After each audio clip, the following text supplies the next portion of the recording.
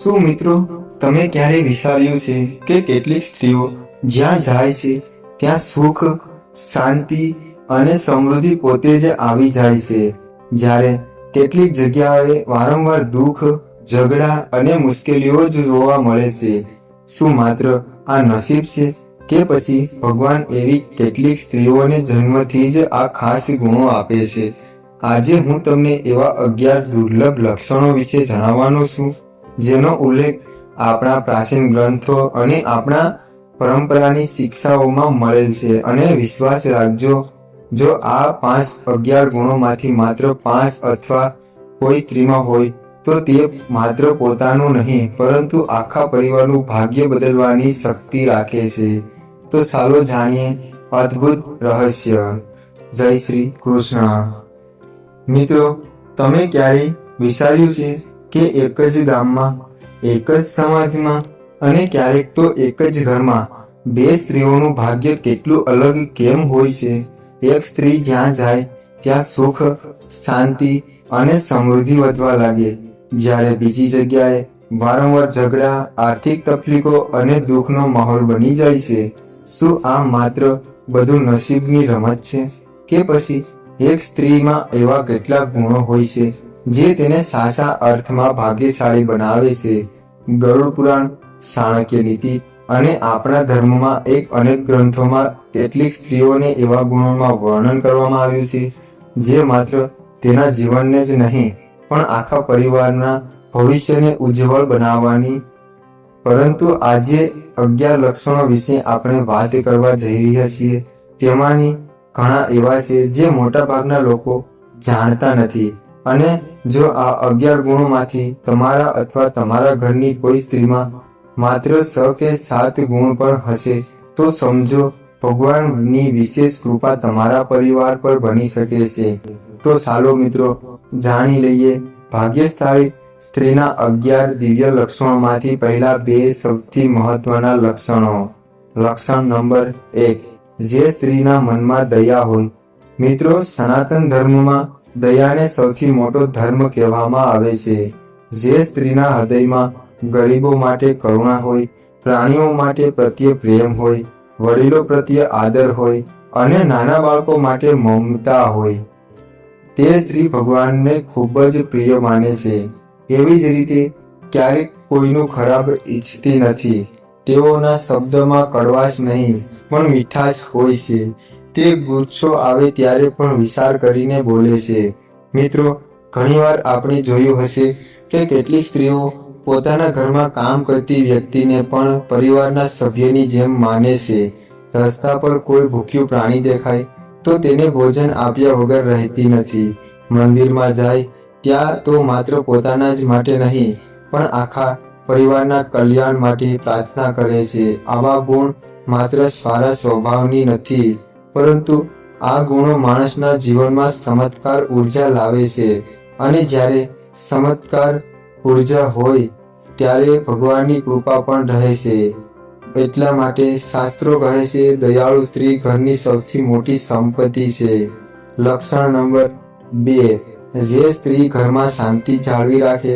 મિત્રો, ઘરમાં પૈસા હોવા જરૂરી છે પણ પૈસાથી પણ વધારે જરૂરી ઘરમાં શાંતિ.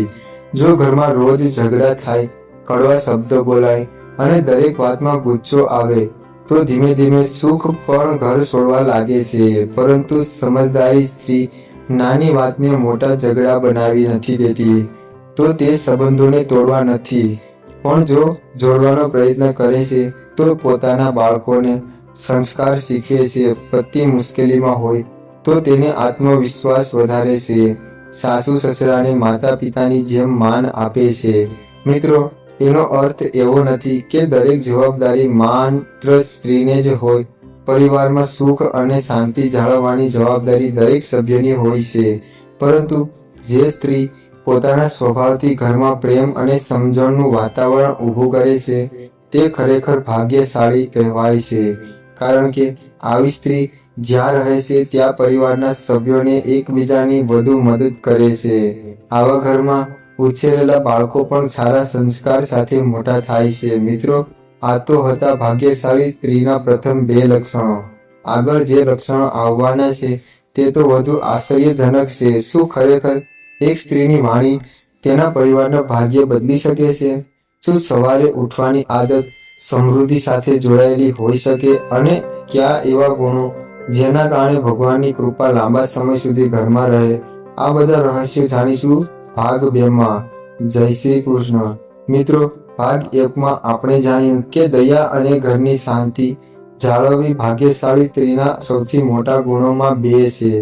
પરંતુ હવે ત્રીજો ગુણ આપણે જાણવા જઈ રહ્યા છીએ. તે ચાણક્યએ પણ ખૂબ જ મહત્વ આપ્યું છે, કારણ કે આ એક જ ગુણ ઘરને સ્વર્ગ પણ બનાવી શકે છે અને નરક પણ. લક્ષણ નંબર 3. જે સ્ત્રીની વાણી મીઠી હોય. મિત્રો, એક તલવાર માત્ર શરીરને ઘાયલ કરે છે, પરંતુ કડવો શબ્દ સીધા હૃદય પર ઘા કરે છે. એટલા માટે શાસ્ત્રોમાં વારંવાર કહેવામાં આવ્યું છે કે માણસની ઓળખ તેના કપડાથી નહીં, પણ તેની વાણીથી થાય છે. ભાગ્યશાળી સ્ત્રી ક્યારેય કોઈનું અપમાન કરતી નથી. તે ગુસ્સામાં પણ પોતાના શબ્દને નિયંત્રણ રાખે છે. તે જાણે છે કે એક કડવો શબ્દ વર્ષો જૂનો સંબંધ તોડી શકે છે અને એક મીઠો શબ્દ અજાણ્યા વ્યક્તિને પણ પોતાના બનાવી શકે છે. મિત્રો, ઘણા ઘરોમાં પૈસાની કમી નથી હોતી, પણ મીઠી વાણીનો અભાવ હોય છે, અને ત્યાંથી સુખ ધીમે ધીમે ઓછું થવા લાગે છે. ભગવાનને પણ મીઠું બોલનાર વ્યક્તિ વધુ પ્રિય હોય છે. એટલા માટે જો કોઈ સ્ત્રી પોતાના વાણીથી બધાના દિલ જીતી લેતી હોય તો ખરેખર ભાગ્યશાળી કહેવાય. લક્ષણ નંબર 4. જે સ્ત્રી વડીલોનો આદર કરે. મિત્રો, આજના સમયમાં ઘણા લોકો આધુનિક જીવન જીવવા માટે એટલા વ્યસ્ત થઈ ગયા છે કે પોતાના જ માતા પિતાને અથવા સાસુ સસરાને સમય આપવાનું ભૂલી જાય છે. પરંતુ જે સ્ત્રી ઘરના વડીલોને સન્માન આપે છે, તેમના અનુભવોમાંથી શીખે છે કે તે તેમની સેવા કરે છે, તેમના ઘરના આશીર્વાદનો ખજાનો રહે છે. સનાતન ધર્મના વડીલો આશીર્વાદોને ભગવાનના આશીર્વાદ સમાન માનવામાં આવે છે, કારણ કે વડીલોનો અનુભવ ઘણી એવી ભૂલોથી બચાવી શકે છે જે પુસ્તકોથી પણ નહીં શીખવી શકતા નથી. મિત્રો, જે ઘરમાં વડીલોનું અપમાન થાય છે ત્યાં ધીમે ધીમે પ્રેમ, એકતા અને સુખ ઓછું થવા લાગે છે. જ્યારે ઘરમાં વડીલોનું સન્માન થાય છે ત્યારે ભગવાનની કૃપા લાંબા સમય સુધી રહે છે. લક્ષણ નંબર 5. જે સ્ત્રી સંતોષી હોય. મિત્રો, આ દુનિયામાં પણ કોઈ માણસ પાસે બધું હોઈ શકતું નથી, પણ જે પાસે પૈસા છે તેને સમયની કિંમત કમી ન હોય. જે પાસે સમય છે તેને બીજી કોઈ મુશ્કેલી ન હોય. એટલા માટે જીવનમાં સૌથી મોટું સુખ સંતોષમાં છે. ભાગ્યશાળી સ્ત્રી બીજાના જીવન સાથે પોતાની સરખામણી કરતી નથી. તે ભગવાનને આપ્યું છે એનો આભાર માને છે અને મહેનત કરી આગળ વધે છે. તે લોભમાં આવીને ખોટો રસ્તે જતી નથી. તેને ખબર હોય છે કે જે મહેનતથી મળેલું સુખ હંમેશા ટકાઉ હોય છે. મિત્રો, સંતોષી વ્યક્તિ ઓછામાં પણ ખુશ રહે છે અને એવી ખુશી ઘરના દરેક સભ્યોમાં સુધી પહોંચી શકે છે. એટલા માટે ચાણક્ય કહે છે, જે ઘરમાં સંતોષ રહે છે ત્યાં સમૃદ્ધિ પોતે જ આવી જાય છે. મિત્રો, આજે આપણે જાણ્યા ભાગ્યશાળી સ્ત્રીના 3, 4 અને 5મા લક્ષણો. પરંતુ હવે આગળ જે 3 લક્ષણો આવવાના છે તે તો દરેક ઘરની સ્ત્રી જરૂર જાણવા જેવા છે. શું ભગવાનના સાચી શ્રદ્ધા માણસનું ભાગ્ય બદલી શકે? શું ક્ષમા કરવાની વ્યક્તિ વધુ સુખી રહી શકે છે? અને એક એવી આદત જેના કારણે આખા પરિવારનું ભવિષ્ય બદલાઈ શકે છે. આ બધા રહસ્યો જાણીશું ભાગ 3 માં.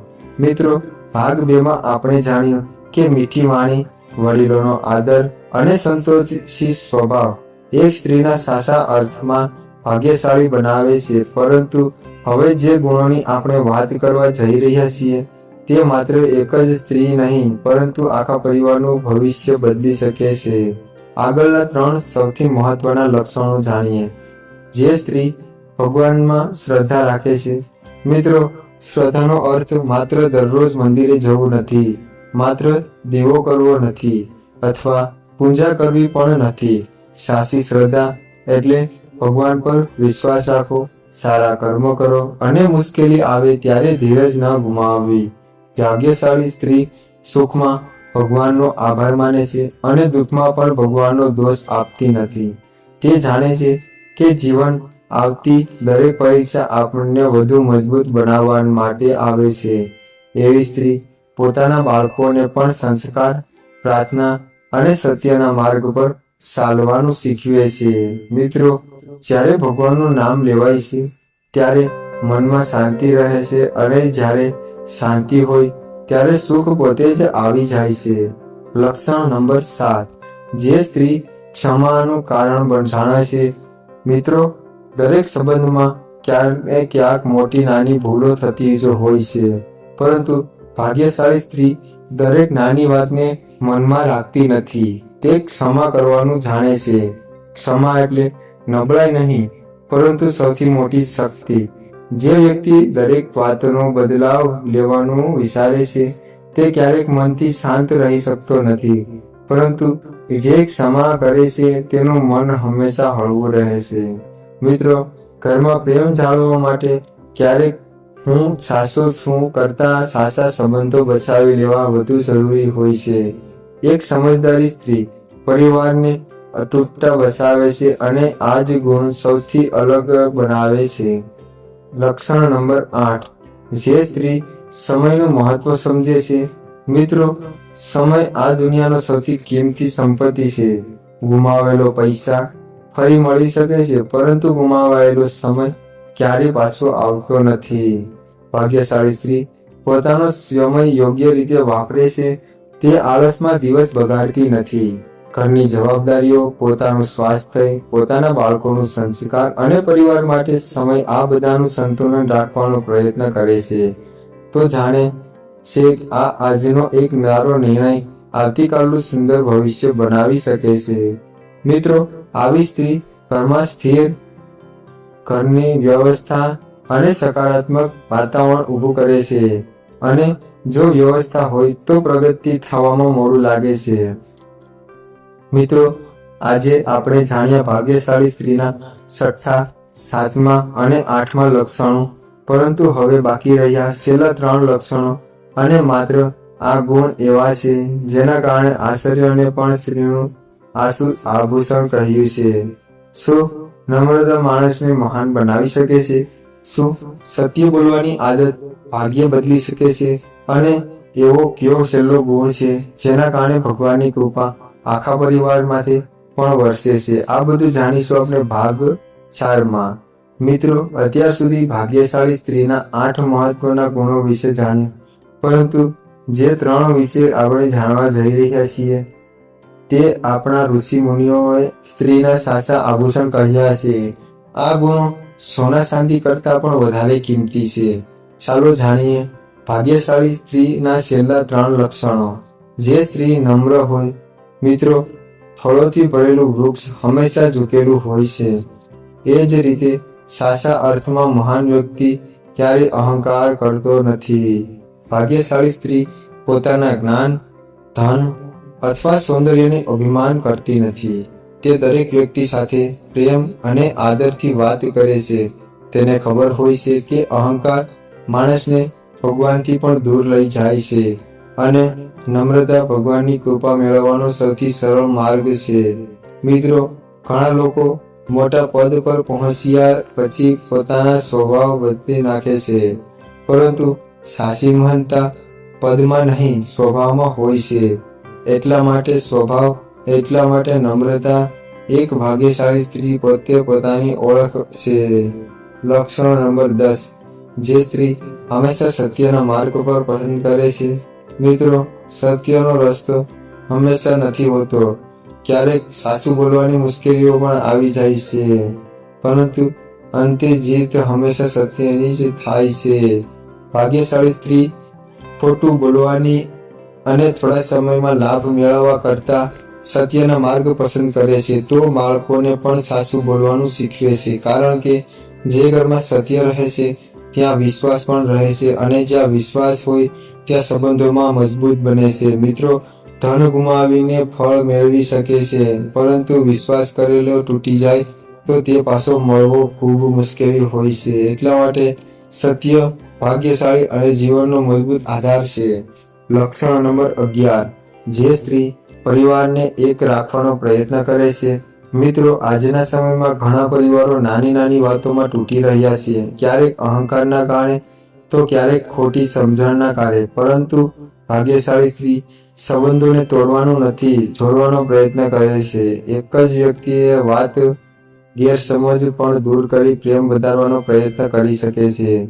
બીજાના ઝઘડા ઊભો કરતી નથી.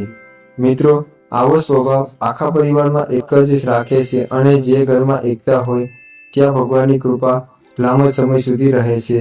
યાદ રાખજો, મોટું ઘર હોવું જરૂરી નથી, પરંતુ મોટું દિલ હોવું ખૂબ જ જરૂરી છે. મિત્રો, આજે આપણે ભાગ્યશાળી સ્ત્રીના છેલ્લા 3 લક્ષણો જાણ્યા. હવે બાકી રહ્યા આ સમગ્ર કથાનો સૌથી મહત્વનો ભાગ. શું આ બધા ગુણ માત્ર સ્ત્રી માટે જ છે કે પછી દરેક માણસ પોતાના જીવનમાં અપનાવી શકે છે? જો વ્યક્તિ આ બધું ગુણ ન હોય તો શું તે પોતાના જીવનમાં પરિવર્તન લાવી? આ પ્રશ્નનો સુંદર જવાબ સાથે આપણે મળીશું ભાગ 5માં. તો મિત્રો, આપણે અત્યાર સુધી ભાગ્યશાળી સ્ત્રીના 11 મહત્વના ભાગ વિશે વાત કરી. પરંતુ હવે સૌથી મોટો પ્રશ્ન, શું આ બધા ગુણ માત્ર સ્ત્રી માટે જ છે? જવાબ છે ના. સનાતન ધર્મના ક્યારેક એવું નથી કહેતું કે સારા ગુણ માત્ર પુરુષોમાં હોવા જોઈએ અથવા માત્ર સ્ત્રીમાં જ હોવા જોઈએ. દયા, સત્ય, ક્ષમા અને નમ્રતા, વડીલોનો આદર, ભગવાનની પ્રત્યેક શ્રદ્ધા, આ બધા ગુણ માત્ર માણસ માટે સમાન મહત્વનું ધરાવે છે. મિત્રો, દરેક ઘરમાં એક માત્ર ઈંટ અને સિમેન્ટથી નથી બનતું. ઘર બને છે પ્રેમથી અને વિશ્વાસથી, ત્યાગથી અને એકબીજાના પ્રત્યેજ્ઞાથી બને આદરથી. જો ઘરમાં પતિ પત્ની વચ્ચે એકબીજાનું સન્માન કરે, બાળકોના સારા સંસ્કાર આપે, વડીલોની સેવા કરે અને ભગવાન પર વિશ્વાસ રાખે, તો એવું ઘર ધીમે ધીમે સુખ, શાંતિ અને સમૃદ્ધિથી ઉભરાઈ જાય છે. મિત્રો, ઘણીવાર આપણે ભગવાનની કૃપા કેવી રીતે મળે છે?